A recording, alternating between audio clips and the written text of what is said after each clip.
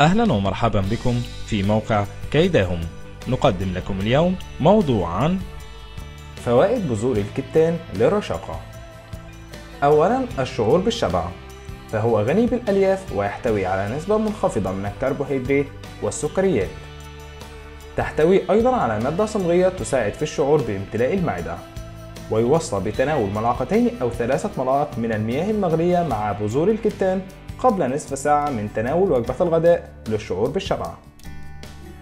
في خسارة الوزن، تحتوي على نسبة سعرات حرارية منخفضة هذه البذور، وفيها نسبة وافرة من الدهون الغذائية والصحية، وغنية بالأحماض الأمينية والأوميجا 3، إضافة إلى الفيتامينين E و C والسيلينيوم والزنك والنحاس، الأمر الذي يجعلها تحارب الدهون المتكدسة في أسفل البطن وأعلى الفخذين وتحت منطقة المؤخرة، وفي المنطقة الداخلية أيضا للركبتين.